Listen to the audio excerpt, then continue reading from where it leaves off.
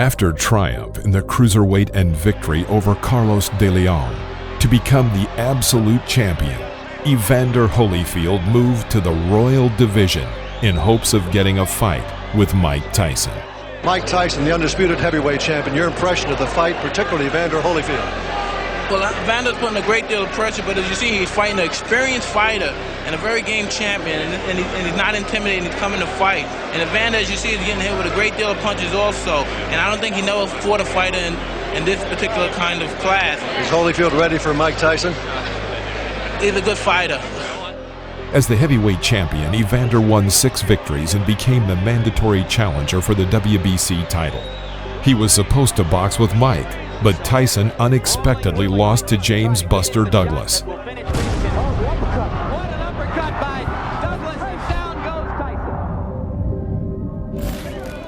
In October 1990, Holyfield quickly and easily defeated Douglas by a knockout in the 3rd round, with a great right back-to-back.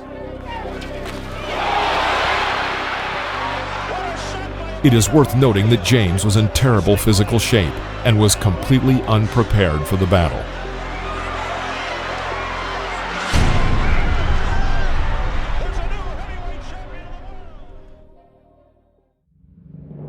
The first defense for his newly gained title of absolute champion was to be held in April 1991, with the most likely candidate being Donovan Ruddock. However, Evander's team chose a more lucrative option: a duel with the legendary George Foreman. Big George returned to the business 10 years after completing his career in 1987. Since then, he had 24 successful fights, gradually picking up his ratings and shaking off the rust, which formed in 10 years outside the ring. George was already 42 years old, and many experts were very skeptical of his chances in battle against the best heavyweights of the planet. Not even the confident Foreman victories over Jerry Cooney, Dwight Cavey, and Burt Cooper dispelled their doubts. George didn't always enter a fight in good shape. During his time outside the ring, he had gained weight, and now it was a huge problem to bring himself back to his old physical condition. But he used his shortcomings and turned them into advantages. His team became more selective and rational in their actions. I'm just a big old baby boomer, and I'm gonna load a boom on that baby, Evander Holyfield. George Foreman. Mr. Foreman, if you think you're gonna beat me, you off your rocker. Evander Holyfield. I'm gonna be the next heavyweight champion of the world. It's my destiny. Nobody can stop me. I'm not the best fighter in the world, but I've got something that every fighter needs, that 3rd punch. If I throw and miss you with my left, boom, and miss you with my right, boom, and I'll belly bump you. On April 19, 1991, in Atlantic City, the long-awaited duel took place.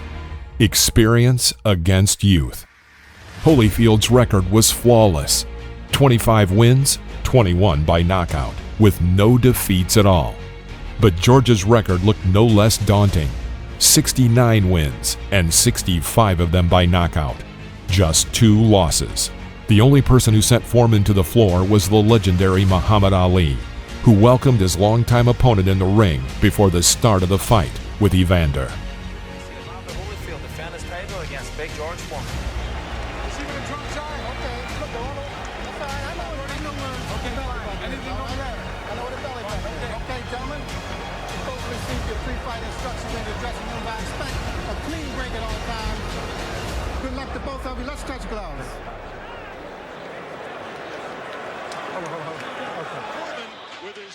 The bout began immediately with power. Holyfield acted in his usual style and worked the second number. Foreman went forward, using double elbow protection to overlap and defend from the smashing attacks of the champion. Holyfield moving and jabbing. He wants to be a target, but he's been able to trap people against the ropes and put them away. Back comes Holyfield. Whoa, combination. Evander tried not to allow George to fall with his left hand, because if this happened, then his jackhammer right would immediately follow. Tried to follow up. A clubbing overhand right. The crowd is very excited. Good left by George.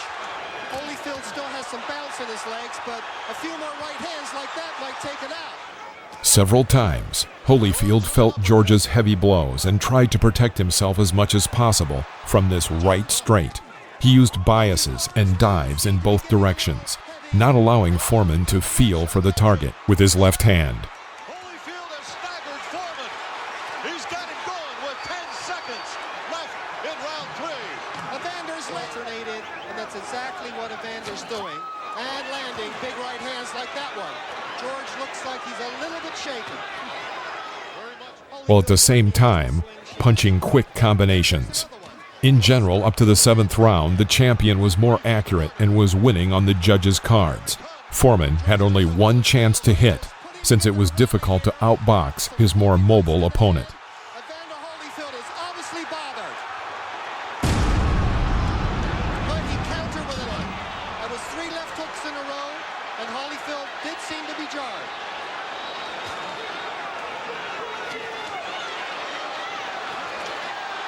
George with a 1-2, having a good rally here. And then came the 7th round. At the very beginning of the round, George tricked the champion. Prior to that, he always used a right straight after the jab, and Evander was already used to this attack, managing to block with his left hand. However, Foreman changed his angle of attack on the right and struck a long right side to the ear. He threw weight on his left foot and put all his powerful mass into the blow. The champion was shocked. Foreman began to win. He alternated right side strokes with left bottom strikes. Holyfield tried not to lose concentration and carefully watched George's actions. Evander, while defending, tried to get himself into position for a backswing with his left. He succeeded. Overlapping with coasters, he turned to the left, covering his head with his right hand from a possible attack, and drove into the left side of George's head. This stopped Foreman's rush. Having done this technique several times, Evander felt he had hit right and changed the tide of the battle. George endured about 15 clean hits from the champion. Holyfield realized that he could not overthrow such a mighty enemy. He began to knit Foreman's hands in the clinch, and when he broke the distance, he was actively working with his front hand. Another combination. They're trading combinations.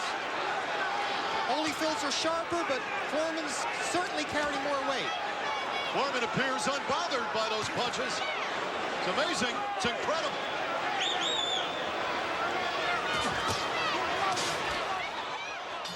The crazy round had to come to an end. Absolutely an amazing performance. Oh, a right hand that dropped Buster Douglas for the count. But George just soaking up punishment.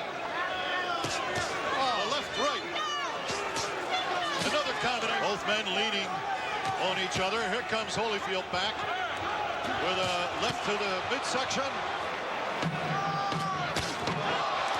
Holyfield with a combination. Foreman is staggered. George Foreman is staggered. He's in trouble. Holyfield pours it on. The bell interrupts. We have about a minute left in round 11. Here comes Foreman. Fast pace. Holyfield is moved. 15 seconds. Evander Holyfield defeated George Foreman by referee's decision and retained his titles. George could not become a world champion in this fight, but proved to everyone he was still able to compete at the highest level. For the winner by unanimous decision, and still undisputed heavyweight champion of the world, the real deal, Evander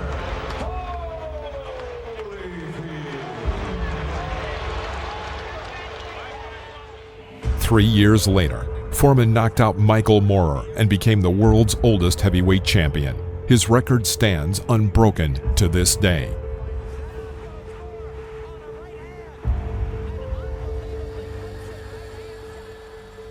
In my entire career, no one beat me as much as George Foreman in 1991, said Evander Holyfield many years after this memorable battle. If you like a video, press the like button and subscribe to the channel so you won't miss out on any new videos. Until next time.